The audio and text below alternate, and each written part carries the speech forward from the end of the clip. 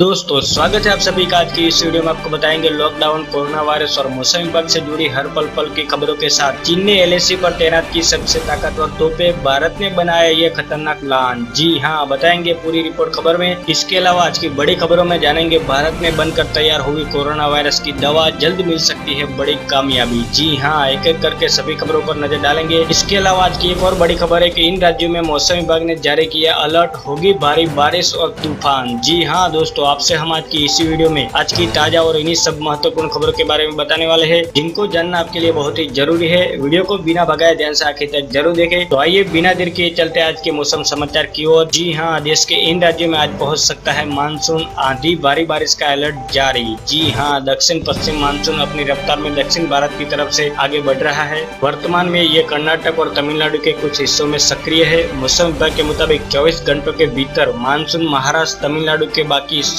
पूरे ओडिशा में, बंगाल की खाड़ी और असम समेत कई राज्यों में दस्तक दे सकता है। इस दौरान महाराष्ट्र, दिल्ली, राजस्थान, मध्य प्रदेश, उत्तर प्रदेश, गुजरात, ओडिशा और मध्य प्रदेश के कई जिलों में भारी बारिश के साथ आंधी तूफान की संभावना जताई गई है। बता दें कि प्री मानसून की गतिविधियों के कारण दिल्ली, राजस्थान, मध्य प्रदेश, उत्तर प्रदेश, गुजरात समेत कई राज्यों में रुक रुक कर बारिश हो रही है। वहीं बंगाल की खाड़ी में बने हल्के दबाव क्षेत्र के कारण भी मानसून को रफ्तार मिली है। बता दें कि बंगाल की खाड़ी के ऊपर बने कम दबाव के क्षेत्र और मानसून के कारण कई राज्यों में हल्की और कुछ राज्यों में भारी बारिश की आशंका जताई गई है। शुक्रवार को देर शाम तक महाराष्ट्र, दिल्ली, राजस्थान, मध्य प्रदेश, उत्तर प्रदेश, गुजरात, केरल, कर्नाटक, तमिलनाडु, तेलंगाना, आंध्र प्रदेश और ओडिशा के कई जिलों में भारी बारिश का अनुमान है। जी हाँ दोस्तों, आपको बता दें कि मौसम विभाग के अनुसार 14 जून तक कई राज्यों में मौसम करवट लेगा और पंजाब, हरियाणा, महाराष्ट्र, मध्य प्रदेश, गुजरात, राजस्थान, उत्तर प्रदेश, दिल्ली में आंधी तूफान के साथ साथ रुक रुक कर हल्की बारिश हो सकती है। गुजरात में रविवार तक बारिश हो सकती है। वहीं बिहार और झारखंड में 14 जून तक प्री मानसून का प्रभाव पड़ सकता है। दोस्तों, आप लोग भी अपने राज्य का नाम कमेंट सेक्शन में बताएं, ताकि आपके राज्य का हर मौसम अपडेट आपको बता सके। अगली बड़ी खबर है, चीन ने एलएसी पर तैनात की सबसे ताकतवर तोपें, चौकन्ना होगा भारत, बॉर्डर पर बढ़ाई रिजर्व फौज सेना की तादाद। जी हाँ, भारत और चीन के बीच सैन्य स्तर पर बातचीत के बावजूद तनाव अभी बरकरार है। इसी बीच चीन की सरकारी मीडिया ग्लोबल टाइम ने दावा किया है कि चीन की सेना ने लद्दाख सीमा पर अपने सबसे आधुनिक और ताकतवर आधुनिक तोपें PCL-181 को तैनात किया है। चीन ने पूर्वी लद्दाख में वास्तविक नियंत्रण रेखा एलएसी के आसपास अपनी फौज बनाई रखी है।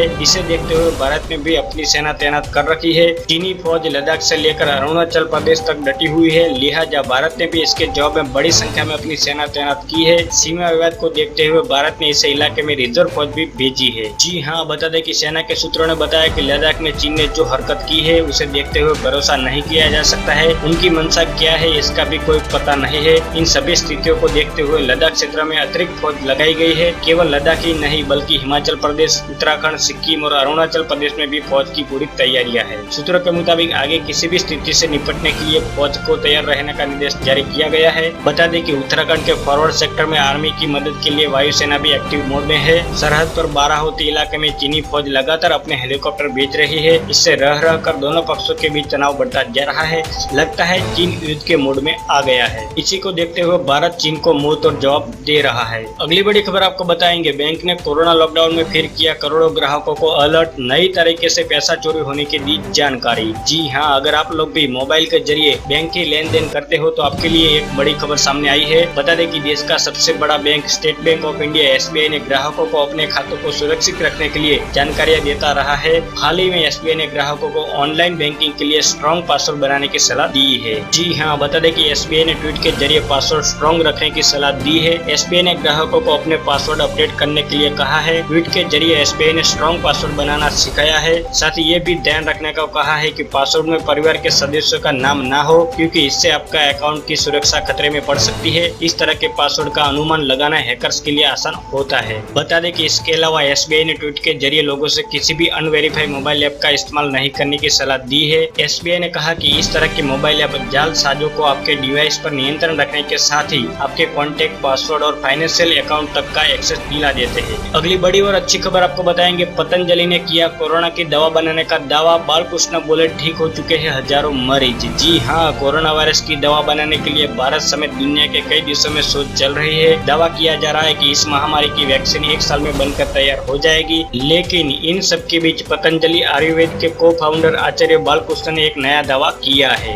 जी हाँ दोस्तों, आपको बता दें कि आचार्य बालकृष्ण का दावा है कि पतंजलि पतंजलि ने कोरोना की दवा बनाने में सफलता हासिल कर ली है। उन्होंने इस दवा से 1000 से ज्यादा लोगों के ठीक होने की भी बात कही है। आचार्य बालकृष्ण ने दावा किया है कि अलग अलग जगह पर कई कोरोना पॉजिटिव मरीजों को ये दवा दी गई थी, जिसमें से 80% लोग ठीक हो चुके हैं। बता दें कि आचार्य बालकृष्ण ने बताया कि जैसा ही कोरोना महामारी ने चीन के साथ पूरे विश्व में दस्तक दी, तो उन्होंने अपने संस्थान में हर विभाग को सिर्फ और सिर्फ कोरोना के इलाज के लिए इस्तेमाल होने वाली दवा पर काम करने में लगा दिया था, जिसका परिणाम अब सामने आया है। उन्होंने कहा कि इस दवा का न केवल सफल परीक्षण किया गया है, बल्कि इसे तैयार भी कर लिया गया है। आचार्य बालकृष्ण ने बताया कि शास्त्रों वेदों को पढ़कर और उसे विज्ञान के फॉर्मूले में डालकर आयुर्वेदिक चीजों से ये दवा बनाई गई है। उन्होंने कहा कि इस दवा के निर्माण के लिए पतंजलि के सैकड़ों वैज्ञानिक दिन रात एक कर काम करते रहे। अगर ये फॉर्मूला काम करता है तो भारत के लिए ये अच्छी और बड़ी खबर हो। अगली बड़ी खबर आपको बताएंगे, जौनपुर में दलितों को घर जलाने पर सीएम योगी ने दिए सख्त निर्देश, एनएसए लगाने का आदेश। जी हाँ, उत्तर प्रदेश के जौनपुर में दलितों के घर फूंके जाने के मामले में मुख्यमंत्री योगी आदित्यनाथ ने सख्त हो गए हैं। सीएम योगी ने मुख्य आरोपी नूर आलम और जावेद सिद्दीकी समेत सभी आरोपियों पर तत्काल एनएसए लगाने का आदेश दिया है। साथ ही थाना प्रभारी के खिलाफ कड़ी कार्रवाई और पीड़ित दलितों को तत्काल आवास देने का निर्देश जारी किया गया है। जी हाँ, बता दें कि जौनपुर जिले में मंगलवार की शाम बकरी और भैंस चराने को लेकर बच्चे के विवाद में दो पक्षों में मारपीट और हिंसक घटनाएं हुई। इस दौरान दलितों के आधा दर्जन छपरे में आग लगा दी गई थी। सूचना मिलते ही जिला अधिकारी और पुलिस अधीक्षक के नेतृत्व में भारी संख्या में पुलिस बल घटनास्थल पर पहुंच गया था। अब इस मामले में सीएम योगी ने मुख्य आरोपियों के खिलाफ एनएसए लगाने और स्थानीय थाना प्रभारी के खिलाफ कड़ी कार्रवाई करने का निर्देश दिया है। साथ ही पीड़ित दलितों को तत्काल आवास और सरकारी सुविधा का लाभ देने का आदेश जारी किया गया है। अगली बड़ी खबर आपको बताएंगे, पीएम मोदी का देश के नाम संदेश, देश को जल्द आत्मनिर्भर बनाने के लिए बताया मंत्र। जी हाँ, देश अभी कोरोना महामारी से जूझ रहा है। इसी बीच प्रधानमंत्री नरेंद्र मोदी ने कोरोना आपदा को अवसर में बदलने का एक बार फिर से आह्वान करते हुए कहा कि हमें आत्मनिर्भर भारत को तेजी से आगे बढ़ाना है। पीएम मोदी ने इस बारे में एक मंत्र भी दिया है कि इस अभियान को तेजी से कैसे आगे बढ़ाया जा सकता है। बता दें कि इंडियन चैम्बर्स ऑफ कॉमर्स के 95वें वार्षिक समारोह को संबोधित करते हुए पीएम मोदी ने कहा कि कोरोना के संकट से पूरी दुनिया लड़ रही है, इनमें हमारा देश जरा भी पीछे नहीं है। इन सब के बीच हर देशवासी इस संकल्प से भरा हुआ है कि इस आपदा को अवसर में बदलना है। आत्मनिर्भर भारत को लेकर प्रधानमंत्री ने कहा कि आज जो चीजें हमें विदेश से मंगवानी पड़ती है, हमें विचार करना होगा कि वो हमारे देश में कैसे बने और फिर कैसे हम उसका निर्यात करें। पीएम मोदी ने कहा कि यही वक्त है लोकल के लिए वोकल हुआ जाए। आत्मनिर्भर भारत अभियान के तहत बड़े रिफॉर्म का ऐलान किया गया है, अब उन्हें जमीन पर उतारा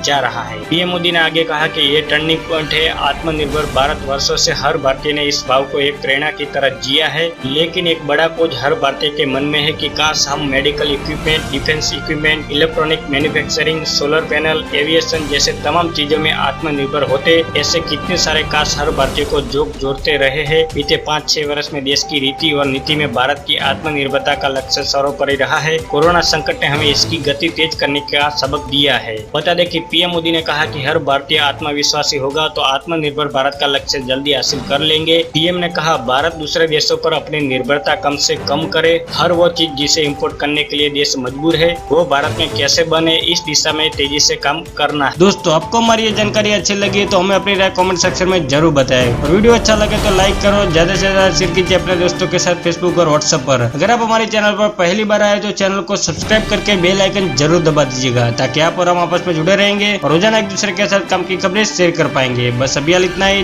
धन्यवाद। वंदे मातरम। भारत माता की जय।